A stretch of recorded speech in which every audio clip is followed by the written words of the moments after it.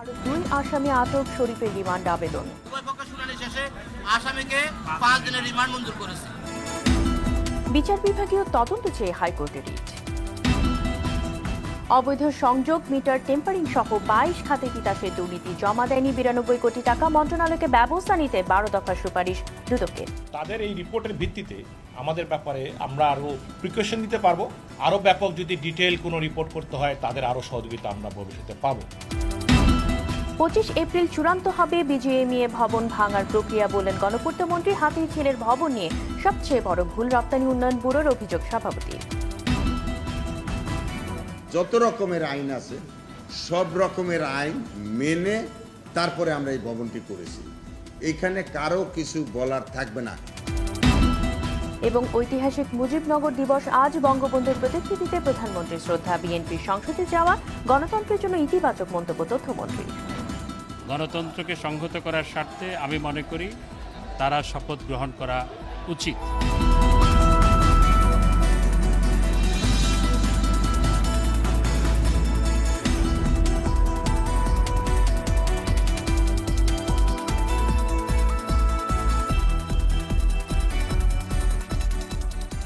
আসসালামু আলাইকুম, স্বাগত জানাচ্ছি আরটিভি সন্ধ্যার সংবাদে। শুনছিলেন মার্কেন্টাইল ব্যাংক সংবাদ শিরোনাম। আপনাদের সঙ্গে আছে আমি কামরুন নাহার অফি এবং আমি সৈয়দা সাদিয়া বেনাজির। এগিয়ে চলো কল্পনার রাজ্যে। এবার বিস্তারিত। আলোচিত নুসরাত হত্যাকাণ্ডের আরও এক পরিকল্পনাকারী হাফেজ আব্দুল কাদেরকে ঢাকা থেকে আটক করেছে পুলিশ। দুপুরে তাকে রাজধানীর হুসনে দালান এলাকা থেকে আটক করা হয়। এদিকে নুসরাত জাহান রাফি হত্যার ঘটনা অনুসন্ধানে বিচার বিভাগীয় কমিশন গঠনের নির্দেশনা চেয়ে হাইকোর্টে রিট হয়েছে। এছাড়া ফেনী থেকে আটক আরেক আসামি শরীফকে জিজ্ঞাসাবাদের জন্য আদালতে তোলা হয়েছে।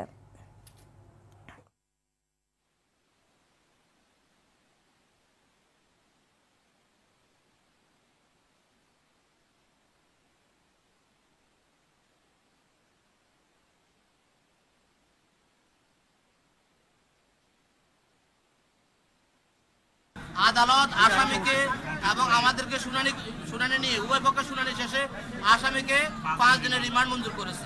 এই মনি 3টা বোরকা কিনে সাদে অবস্থান করতেছিল, মাদ্রাসার সাদে, যেখানে রাফিকে পুড়িয়ে হত্যা করা হয়েছিল।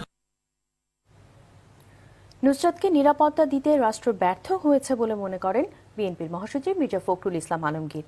এর দায় রাজনীতিবিদদের নিতে হবে বলেও মনে করেন তিনি। বলেন, রাজনীতিবিদদের হিংসায় ধ্বংস হয়ে যাচ্ছে একটি সুন্দর বাংলাদেশ।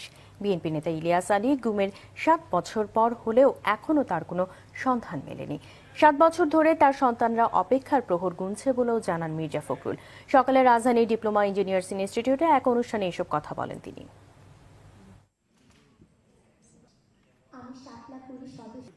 এবং কেন আমাদের রাফিকে এইভাবে নির্যাতিত হয়ে মরতে হয়, কেন আমি জানি না। এর উত্তর আমাদের রাজনীতিবিদদের দেওয়ার কথা। আমরা ব্যর্থ হয়েছি সেই ধরনের একটা সুন্দর বাংলাদেশ দিতে। আমরা ব্যর্থ হয়েছি তোমাদেরকে নিরাপত্তা দিতে।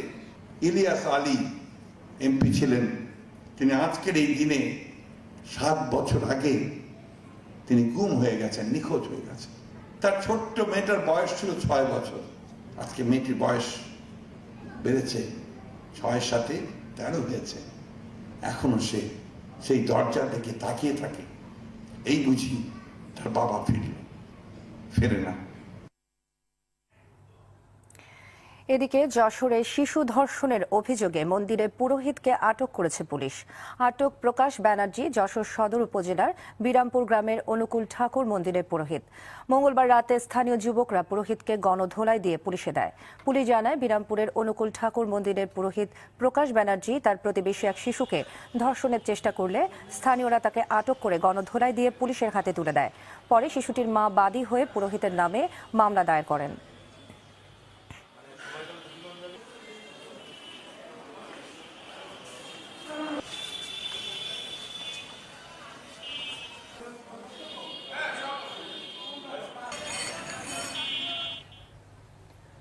অবৈধ সংযোগ, মিটার টেম্পারিং সহ তিতাস গ্যাসের 22 খাতে দুর্নীতির প্রমাণ পেয়েছে দুর্নীতি দমন কমিশন দুদক।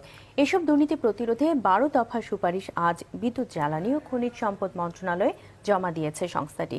জ্বালানি প্রতিমন্ত্রী বলেন, দুদকের অভিযোগ আমলে নিয়ে প্রয়োজনীয় ব্যবস্থা নেওয়া হবে। জুলহাস কবিরের রিপোর্ট। তিতাসের ২২ খাতের দুর্নীতির অনুসন্ধানী প্রতিবেদন নিয়ে বুধবার সচিবালয়ে বিদ্যুৎ, জ্বালানি ও খনিজ সম্পদ মন্ত্রণালয়ে হাজির হন দুর্নীতি দমন কমিশনের কমিশনার ডক্টর মোজাম্মেল হক খান। তিনি সংস্থাটির প্রতিবেদন তুলে দেন প্রতিমন্ত্রী নসরুল হামিদের কাছে। তিতাস গ্যাসের অবৈধ সংযোগ দেয়া সহ বেশ কয়েকটি খাতে ব্যাপক দুর্নীতি হয়েছে বলে প্রতিবেদনে উল্লেখ করা হয়। আবাসিকের চেয়ে শিল্প খাতে গ্যাস সংযোগ বেশি দুর্নীতির প্রমাণ পায় দুদক। বিদ্যুৎ এবং জ্বালানি মন্ত্রণালয়ের বিভিন্ন বার্ষিক রিপোর্ট, তারপরে জ্বালানি মন্ত্রণালয়ের বিভিন্ন গ্রাহক, পূর্বে যারা এই মন্ত্রণালয়ে কাজ করেছেন সেই সব অবসরপ্রাপ্ত অভিজ্ঞ কর্মকর্তা এবং বর্তমানে যারা কাজ করছেন তাদের সাথে, গ্রাহকদের সাথে আমাদের অনুসন্ধানী টিমের বিভিন্নভাবে আলোচনা হয়েছে এবং সেগুলোর ভিত্তিতেই এই প্রতিবেদনটি করা হয়েছে। 22টি ক্ষেত্রে দুর্নীতি হয় এরকম আমাদের অনুসন্ধানী টিম তারা বের করেছে। দুর্নীতির ব্যাপারে সরকার জিরো টলারেন্স নীতি বিশ্বাস করে, তাই দুর্নীতি প্রতিরোধে এই প্রতিবেদন সহায়ক হবে বলে জানান প্রতিমন্ত্রী। বেশ কিছু জায়গা তারা উল্লেখ করেছেন যেগুলো আমরাও মনে করি যে এগুলোকে ইনভেস্টিগেশন করার দরকার, এবং আমরা জানতাম আগের থেকে অনেক কিছুতে আমরা চেষ্টা করছি সেগুলোকে ঠিক করার জন্য, এবং তাদের এই রিপোর্টের ভিত্তিতে আমাদের ব্যাপারে আমরা আরও একটু প্রিকশন নিতে পারবো আরো ব্যাপকভাবে। তিতাস সহ অন্য সকল সংস্থার দুর্নীতি রোধে মন্ত্রণালয় কাজ শুরু করেছে বলেও জানান নসরুল হামিদ। রিপোর্ট তারা করেছেন। জুলহাস কবির, RTV, ঢাকা। নতুন করে গ্যাসের দাম বাড়ানো হলে ধ্বংসের মুখে পড়বে তৈরি পোশাক সহ সব ধরনের শিল্প খাত, এমন আশঙ্কা শিল্প মালিকদের। তারা বলছেন, যখন তখন গ্যাসের দাম না বাড়িয়ে আগামী 10 বছরের জন্য শিল্প জ্বালানি নীতি করা দরকার। অন্যদিকে প্রত্যেকটি গ্যাস কোম্পানি লাভে আছে দাবি করে বিশেষজ্ঞরা বলছেন, এই মুহূর্তে গ্যাসের দাম বাড়ানো পুরোপুরি অযৌক্তিক। গ্যাস খাত নিয়ে সেলিম মালিকের ধারাবাহিক রিপোর্টের তৃতীয় পর্ব, ছবি তুলেছেন নিহার নন্দী।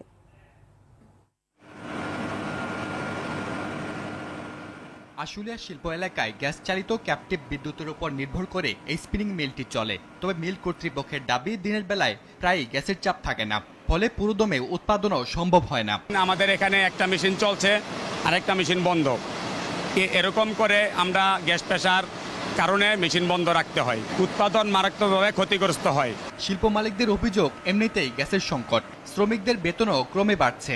এমন বাস্তবতায় ফের গ্যাসের দাম বাড়ানো হলে কারখানায় হয়তো বন্ধ করে দিতে হবে। আগামী 10 বছর পর্যন্ত গ্যাসের দাম কখন কতটুকু বৃদ্ধি পাবে, সরকার আগে সেই রকম একটা পলিসি করুক। লং টার্ম একটা পলিসি আমাদেরকে দিলে আমরা সেইভাবে ইন্ডাস্ট্রিগুলোকে পরিচালনার জন্য প্রিপারেশন নিতে পারি। তা আমরা এই জিনিসটাই চাচ্ছি। বিশেষজ্ঞদের মতে এলএনজি আমদানির নামে গ্যাসের দাম বাড়ানোর প্রক্রিয়া চললেও সেই গ্যাস এখনো আসেনি, ফলে দাম বাড়ানোর যৌক্তিকতাও নেই। 500 মিলিয়ন ঘনফুট যে আসবে এটা তো আমরা জানি না কবে আসবে, এটা আগামী 3 মাসে আসবে না আরো 6 মাস লাগবে না, ইভেন এই বছরও নাও আসতে পারে। এই সেবাটা দিল না, তার আগে দামটা বাড়ানো, এটাও তো ঠিক যৌক্তিক না। সুতরাং সেই অর্থে এই মুহূর্তে গ্যাসের দাম বাড়ানোর কোনো স্কোপ নাই। গ্যাস কোম্পানিগুলোর অদক্ষতা ও দুর্নীতির দায় ভোক্তারা কেন বহন করবেন, প্রশ্ন এই বিশেষজ্ঞের। তিতাস গ্যাস ট্রান্সমিশন কোম্পানি তাদের শেয়ার হোল্ডারদের 35% প্রফিট দিচ্ছে। তো 35% প্রফিট খুবই বেশি লাভজনক প্রফিট, সাধারণত 15-20%-এর বেশি হওয়ার কথা নয়। তারপরেও গ্যাসের দাম কেন বাড়াতে হবে এটা বোধগম্য নয়। সুতরাং প্রফিটের দৃষ্টিভঙ্গি থেকে এটা যৌক্তিক না। গণশুনানি করে ভোক্তা পর্যায়ে 103% পাশাপাশি শিল্প খাতে 132% হারে গ্যাসের দাম বাড়ানোর অযৌক্তিক প্রস্তাব দিয়েছে তিতাস সহ দেশের 7টি গ্যাস কোম্পানি। সামাজিক দায়বদ্ধতার প্রতি শ্রদ্ধা রেখে আপনি এটি বিবেচনা করবেন। সেলিম মালিক, RTV, ঢাকা। দাম বৃদ্ধি করার না। 25 এপ্রিল চূড়ান্ত হবে রাজধানীর হাতিঝিলে বিজিএমইএ ভবন ভাঙার প্রক্রিয়া, এমনটি জানিয়েছেন গৃহায়ন ও গণপূর্ত মন্ত্রী সমর রেজাউল করিম। সচিবালয়ে তিনি জানান, ওই দিনই ঠিক হবে কোন পদ্ধতিতে ভাঙা হবে এই ভবনটি। এর আগে বিজিএমইএ ভবন ভেঙে ব্যবহারযোগ্য মালামাল ক্রয়ের জন্য 24 এপ্রিল পর্যন্ত সময় দিয়ে দরপত্র আহ্বান করেছে রাজধানী উন্নয়ন কর্তৃপক্ষ রাজুক। নতুন ভবনে সংবাদ সম্মেলনে বিজিএমইএ সভাপতি জানান, হাতিঝিলের ভবন নিয়ে সবচেয়ে বড় ভুল ছিল রপ্তানি উন্নয়ন ব্যুরোর। বিস্তারিত জানাচ্ছে নাজিফ ফরাইজি। ভাঙার প্রক্রিয়ার অংশ হিসেবে মঙ্গলবার সন্ধ্যায় রাজধানীর হাতিরঝিলের বিজিএমইএ ভবন সিলগালা করে রাজধানী উন্নয়ন কর্তৃপক্ষ রাজুক। ভেতরে বিভিন্ন প্রতিষ্ঠানের মালামাল থাকা অবস্থায় ভবনটি পুলিশের হেফাজতে দেয়া হয়। বুধবার বেশ কয়েকটি প্রতিষ্ঠানের কর্মকর্তারা মালামাল নিতে সেখানে জড়ো হন। এখনো মালামাল আছে, আমরা সম্পূর্ণ মালামাল নিতে পারিনি, ওই পরিমাণ আমরা সময় ওখানে দেয়নি আমাদের।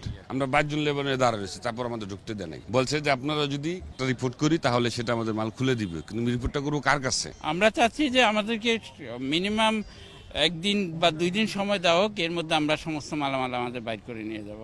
বিজিএমইএ ভবনের ব্যবহারযোগ্য মালামাল ক্রয়ের জন্য আগামী 24শে এপ্রিল পর্যন্ত সময় দিয়ে কোটেশন দরপত্র আহ্বান করেছে রাজুক। ওই দরপত্রে বলা হয়, আগ্রহী ব্যক্তি বা প্রতিষ্ঠানকে বহুতল ভবন ভাঙার অভিজ্ঞতা থাকতে হবে। ভবন ভাঙার জন্য আলাদা কোনো অর্থ দেয়া হবে না।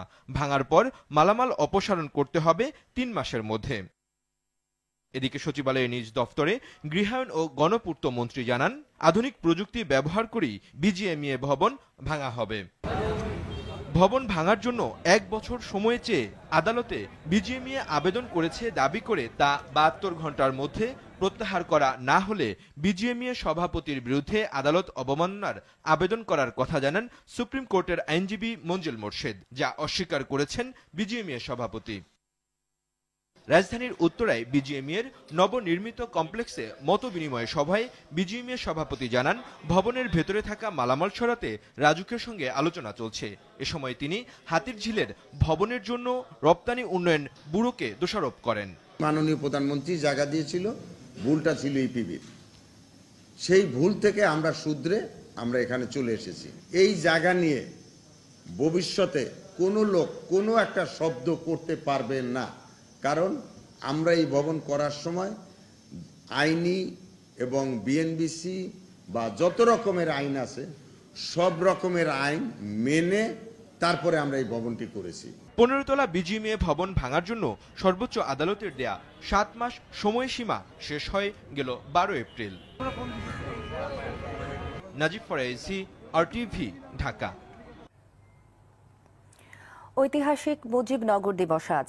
এ উপলক্ষে সকালে ধানমন্ডি 32-এ বঙ্গবন্ধুর প্রতিকৃতিতে শ্রদ্ধা জানিয়েছেন প্রধানমন্ত্রী শেখ হাসিনা। এ সময় বিএনপির সংসদে যাওয়া গণতন্ত্রের জন্য ইতিবাচক বলে মন্তব্য করেন তথ্যমন্ত্রী ডক্টর হাসান মাহমুদ। মারুফ রেজার রিপোর্ট। ঐতিহাসিক এ দিনটি শুরু হয় জাতির জনক বঙ্গবন্ধু শেখ মুজিবুর রহমানের প্রতি শ্রদ্ধা নিবেদনের মধ্য দিয়ে। শুরুতে শ্রদ্ধা জানান বঙ্গবন্ধু কন্যা প্রধানমন্ত্রী শেখ হাসিনা।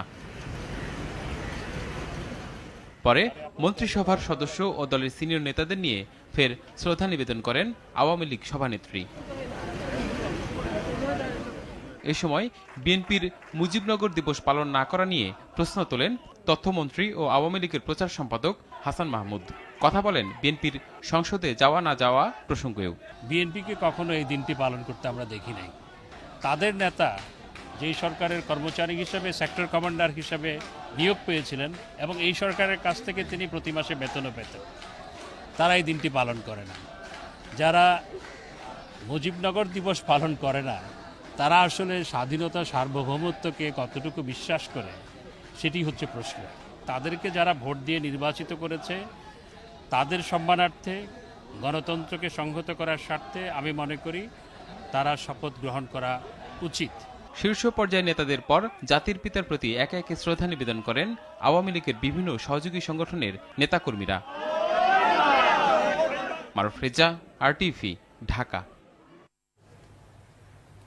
ঐতিহাসিক মুজিবনগর দিবসে ভোরে সূর্যোদয়ের সাথে সাথে মেহেরপুরের মুজিবনগর স্মৃতিসৌধে জাতীয় পতাকা উত্তোলনের মধ্য দিয়ে দিবসটি পালনের কর্মসূচি শুরু হয়। মেহেরপুর জেলা প্রশাসক আতাউল গনি ও পুলিশ সুপার মোস্তাফিজুর রহমান বিউগলের সুরে জাতীয় পতাকা উত্তোলন করেন।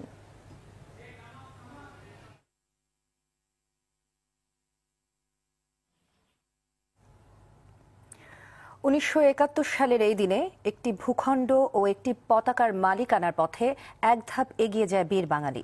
বঙ্গবন্ধু শেখ মুজিবুর রহমানকে রাষ্ট্রপতি করে স্বাধীন বাংলার প্রথম সরকার শপথ নেয় 17 এপ্রিল। মেহেরপুরের বৈদ্যনাথ তলার এক আম বাগানে যাত্রা শুরু করে স্বাধীন বাংলার প্রথম সরকার। বিস্তারিত রুহুল আমিন তুহিনের রিপোর্টে। 25 মার্চ কালরাতে হত্যাযজ্ঞ শুরুর পরই গ্রেফতার করা হয় বাঙালির অবিসংবাদিত নেতা বঙ্গবন্ধু শেখ মুজিবুর রহমানকে। তবে আগে থেকেই যুদ্ধ ও দেশ পরিচালনার নির্দেশনা দিয়ে রেখেছিলেন বঙ্গবন্ধু। রক্ত যখন দিয়েছি, রক্ত আরো দেব, এদেশের মানুষকে মুক্ত করে ছাড়বো ইনশাআল্লাহ। সে অনুযায়ী মুক্তি সংগ্রামে আন্তর্জাতিক সমর্থন পেতে 10 এপ্রিল গঠন করা হয় স্বাধীন বাংলাদেশের প্রথম সরকার। 17 এপ্রিল তাজউদ্দিন আহমদ আওয়ামী লীগের এমএনএ এবং এমপিদের নিয়ে কুষ্টিয়া জেলার সীমান্তে এক অধিবেশন আহ্বান করেন। ওই অধিবেশনে সর্বসম্মতিক্রমে মুক্তিযুদ্ধ ও সরকার পরিচালনার জন্য মন্ত্রিপরিষদ গঠন করা হয়। মেহেরপুরের বৈদ্যনাথ তলার এক অম্রকাননে শুরু হয় নতুন সরকারের দায়িত্ব গ্রহণের আনুষ্ঠানিকতা।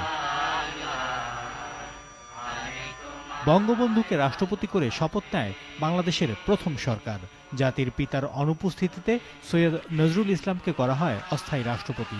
প্রধানমন্ত্রী হিসেবে শপথ নেন তাজউদ্দিন আহমেদ। ক্যাপ্টেন এম মনসুর আলী, খন্দকার মোশতাক আহমেদ ও AHM কামরুজ্জামান মন্ত্রিপরিষদের সদস্য হিসেবে শপথ নেন।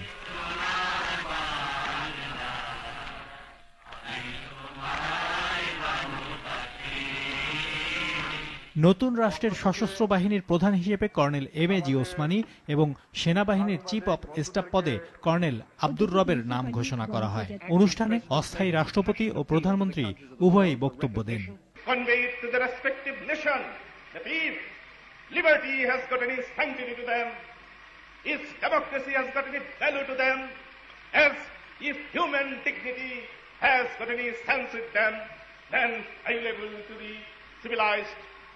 Governments of the world, big and the small powers, the Afro-Asian countries and to the European countries, to realize it, to recognize it, to come to our help and to do something positive to elevate the misery of the unfortunate people of Bangladesh. গণপ্রজাতন্ত্রী বাংলাদেশ সরকারের শপথ গ্রহণের খবর দেশি বিদেশি গণমাধ্যম গুরুত্বের সাথে প্রকাশ করে।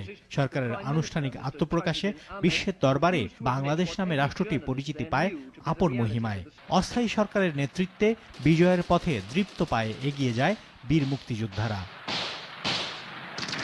রুহুল আমিন তুহিন, RTV। লাইসেন্সের শর্ত বাস্তবায়নে কেবল অপারেটরগুলোকে সময় বেঁধে দেওয়া হবে, তারপরে কেউ সে শর্ত ভাঙলে সরকার আইনি ব্যবস্থা নেবে বলে জানিয়েছেন তথ্যমন্ত্রী হাসান মাহমুদ।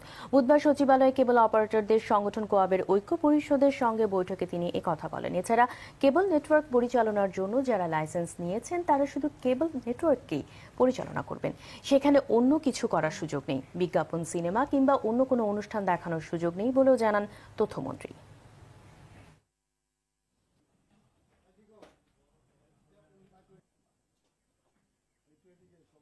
কেবল নেটওয়ার্ক পরিচালনার জন্য যারা লাইসেন্স নিয়েছেন তারা শুধু কেবল নেটওয়ার্কই পরিচালনা করবেন, সেখানে অন্য কিছু করার লাইসেন্সের শর্ত অনুযায়ী সুযোগ নাই।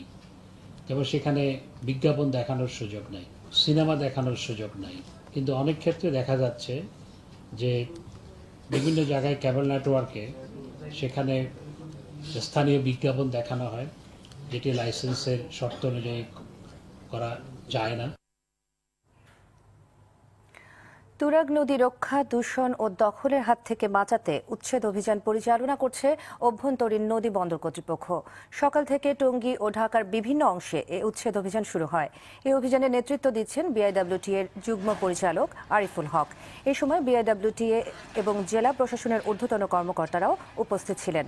আরিফুল হক জানান, ঢাকা এবং গাজীপুর অংশে তুরাগ তীরের উভয় পারে সাটুরিয়া মৌজায় উচ্ছেদ অভিযান শুরু হয়েছে।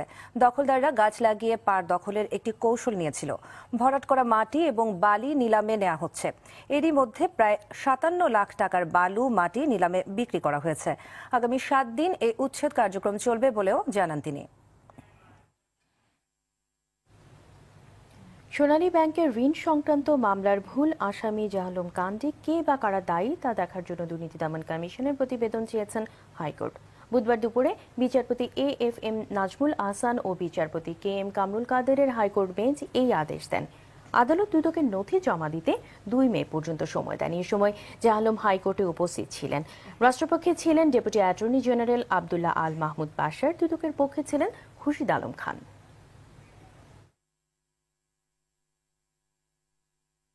এই মামলার নিষ্পত্তির ক্ষেত্রে প্রকৃত দোষী কারা, কাদের কারণে, কাদের অবহেলার কারণে বা কাদের ইন্টেনশনাল কন্ডাক্টের কারণে জাহালমকে তার 3টি বছর হারাতে হয়েছে সেটি আদালত দেখতে চেয়েছেন এবং যে কারণে ওই রিপোর্টটিও আদালতে দাখিল করবার জন্য আদালত নির্দেশনা দিয়েছেন। পরবর্তীতে 2রা মে 2019 তারিখে তারিখ ধার্য হয়েছে এই মামলার শুনানির জন্য। ৭১-এর মুক্তিযুদ্ধ বিরোধীরাই ইতিহাস বিকৃত করছে এবং বর্তমান সরকারের উন্নয়ন বাধাগ্রস্ত করতে এখনো ষড়যন্ত্র করছে বলে মন্তব্য করেছেন রেলমন্ত্রী নুরুল ইসলাম সুজন। জাতীয় প্রেস ক্লাবে বঙ্গবন্ধু একাডেমি আয়োজিত মুজিবনগর দিবস উপলক্ষে এক আলোচনা সভায় তিনি একথা বলেন। রেলমন্ত্রী বলেন, মুক্তিযুদ্ধের চেতনায় দেশের উন্নয়ন অগ্রযাত্রা অব্যাহত রেখে মধ্যমায়ের কাতারে বাংলাদেশকে এগিয়ে নিতে পারলেই সফল হবে মুজিবনগর সরকার গঠনের উদ্দেশ্য। এজন্য সবাইকে একসাথে কাজ করার আহ্বানও জানান তিনি।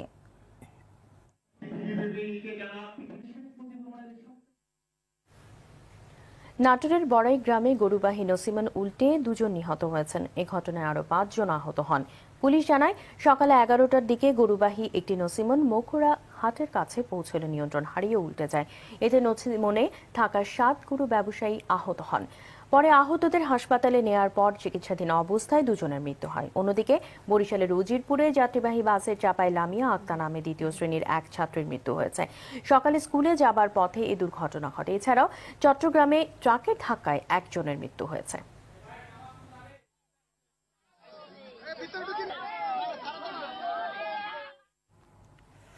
ঝিনাইদহের শৈলকুপায় প্রতিবেশীর ঘরের চালে গাছের ডাল ভেঙে পড়াকে কেন্দ্র করে সংঘর্ষের ঘটনায় 1 জন নিহত হয়েছে।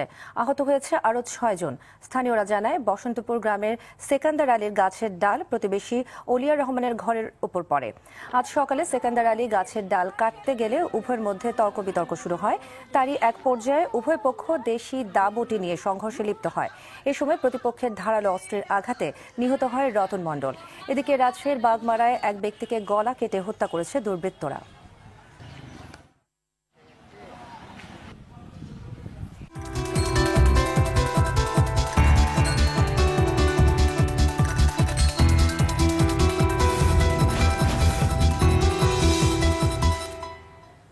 মধ্যমতি ব্যাংক বাণিজ্য সংবাদ। 16 এপ্রিল থেকে 20 এপ্রিল পর্যন্ত জাতীয় স্বাস্থ্যসেবা 2019 পালন করেছে অ্যাপোলো হাসপাতাল ঢাকা। এই উপলক্ষে র্যালি, হাত ধোয়া এবং রোগীর সচেতনতা সম্পর্কিত কর্মসূচি ছাড়াও আরও নানান কর্মসূচি পালন করেছে অ্যাপোলো হাসপাতাল কর্তৃপক্ষ। জনসাধারণের মধ্যে স্বাস্থ্যসেবার গুণগত মান সম্পর্কে সচেতনতা তৈরির উদ্দেশ্যে এসব কার্যক্রম অনুষ্ঠিত হয়।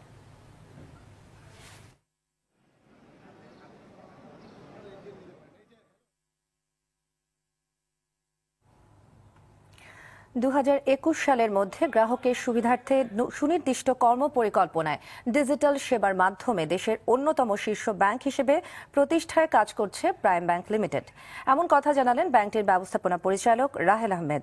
দুপুরে ব্যাংকটির 24তম বর্ষপূর্তি উপলক্ষে আয়োজিত সংবাদ সম্মেলনে এমন কথা জানান তিনি। ব্যতিক্রমধর্মী ব্যাংক স্লোগান নিয়ে 1995 সালের 17 এপ্রিল যাত্রা শুরু করে প্রাইম ব্যাংক। এখন তাদের মূল প্রতিপাদ্য অন ব্যাংক অন টিম।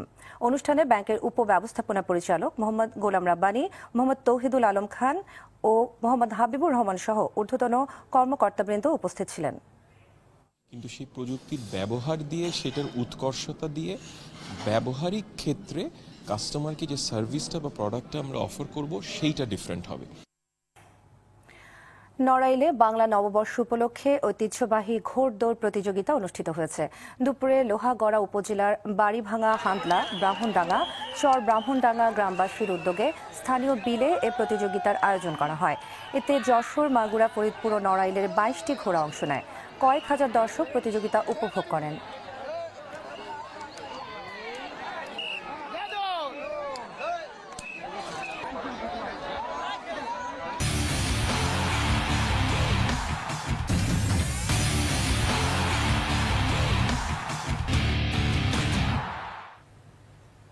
এবারে মধুমতি ব্যাংক বঙ্গমাতা আন্তর্জাতিক গোল্ড কাপের খবর।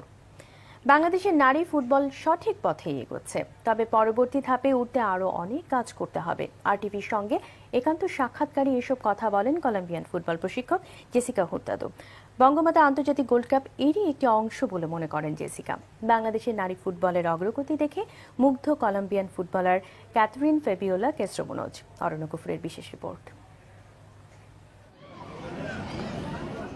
জেসিকা হুরতাদো কলম্বিয়ান বংশোদ্ভূত ফুটবল প্রশিক্ষক। অলিম্পিকের মতো মঞ্চে খেলেছেন জাতীয় দলের জার্সিতে, মাঠ মাতিয়েছেন ইউরোপের একাধিক ক্লাবের হয়েও। বঙ্গমাতা আন্তর্জাতিক গোল্ড কাপের সুবাদে এবার ঘুরে গেলেন বাংলাদেশ। খুব কাছ থেকে দেখেছেন নারী ফুটবলারদের, বিনিময় করেছেন অভিজ্ঞতা, ছোটখাটো টিপসও দিয়েছেন লাল সবুজের মেয়েদের। সেখান থেকেই মূল্যায়ন করলেন এদেশের নারী ফুটবলকে।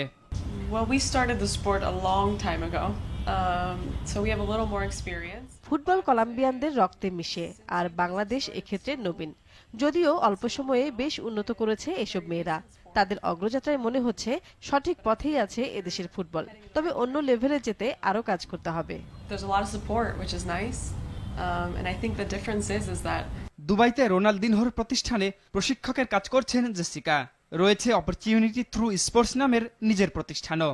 বাংলাদেশের মুগ্ধতায় এসবের মাঝেও সুযোগ পেলে বড় পরিসরে কাজ করতে চান মৌসুমী সানজিদাদের নিয়ে। অল্প দিনের এই সফরে যথেষ্ট খোরাক পেয়েছি।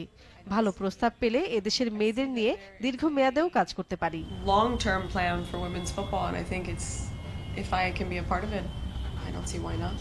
আর কলম্বিয়ার হয়ে বিশ্বকাপে খেলার অভিজ্ঞতা সমৃদ্ধ 27 বছর বয়সী ক্যাথরিন কাস্ত্রো এখন খেলছেন কলম্বিয়া লিগের বড় দল ন্যাসিওনালে। ইংরেজিতে এখনো অভ্যস্ত হতে না পারলেও ঢাকায় ফুটবল মিথস্ক্রিয়ায় রোমাঞ্চিত ক্যাথরিন। এখানে কদিন থেকে কলম্বিয়ার মতোই মনে হয়েছে আমার। খুবই অতিথিপরায়ণ এদেশের মানুষ। আমি খুবই খুশি এমন কাজে সম্পৃক্ত হতে পেরে। মেসি ভক্ত দুজনই আওড়ালেন সাফল্য প্রাপ্তির জীবন কাঠি, ইচ্ছা, কঠোর পরিশ্রম ও পৃষ্ঠপোষকতা। অরণ্য গফুর, RTV, ঢাকা। সন্ধ্যা সংবাদ শেষ করার আগে মার্কেন্টাইল ব্যাংক শিরোনামগুলো আরো একবার।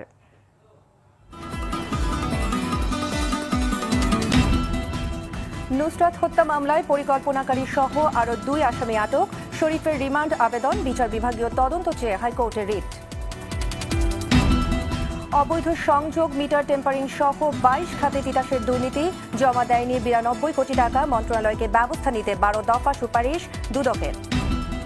25 এপ্রিল চূড়ান্ত হবে বিজিএমইএ ভবন ভাঙার প্রক্রিয়া, বললেন গণপূর্তমন্ত্রী। হাতিঝিলের ভবন নিয়ে সবচেয়ে বড় ভুল রপ্তানি উন্নয়ন ব্যুরোর, অভিযোগ সভাপতির। এবং ঐতিহাসিক মুজিবনগর দিবস আজ। বঙ্গবন্ধুর প্রতিকৃতিতে প্রধানমন্ত্রীর শ্রদ্ধা। বিএনপি সংসদে যাওয়া গণতন্ত্রের জন্য ইতিবাচক মন্তব্য তথ্যমন্ত্রীর। সন্ধ্যার সংবাদে পর্যন্তই। RTV সবশেষ সংবাদ জানতে যে কোনো মোবাইল ফোন থেকে 24141 নম্বরে ডায়াল করুন। আর মোবাইল ফোনে সংবাদ দেখতে অ্যাপ স্টোর, গুগল প্লে বা উইন্ডোজ স্টোর থেকে ডাউনলোড করুন RTV অ্যাপস। এছাড়াও তাৎক্ষণিক ও বিনোদন সংবাদ জানতে বিশ্বের যে কোনো প্রান্ত থেকে ভিজিট করুন facebook.com/RTV online এবং youtube.com/RTVTC+। ধন্যবাদ সবাইকে। ধন্যবাদ।